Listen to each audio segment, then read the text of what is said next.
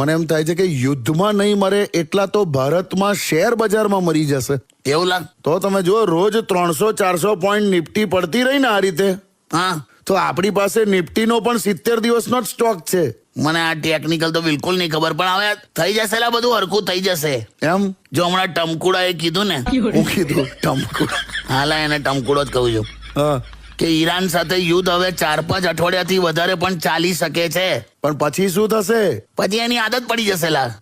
આ Russia Ukraine નું ચાલે જ છે ને, પડી ગઈ ને આદત આપણને. લા, હવે છે ને આ યુદ્ધ એકતા કપૂરની સિરિયલ જેવા ચાલે છે લા. કશું કહેવાય નહીં ટમકુડાનું. ખરેખર હા? હમણાં ધૂળેટી વખતે હું ગુલાબી કલર લેવા ગયેલો, હા, તો દુકાનદારે મને અલગ અલગ ભાવ કહ્યા. હા. મને કે આ પોલિટિક્સ બ્રાન્ડ છે 1500 રૂપિયા કિલો. પોલિટિક્સ બ્રાન્ડ એમ? હા. પછી કે આ બોલિવૂડ બ્રાન્ડ છે 500 રૂપિયા કિલો. અચ્છા, આ પબ્લિક બ્રાન્ડ છે 50 રૂપિયા કિલો. સસ્તું બિચારું. અને આ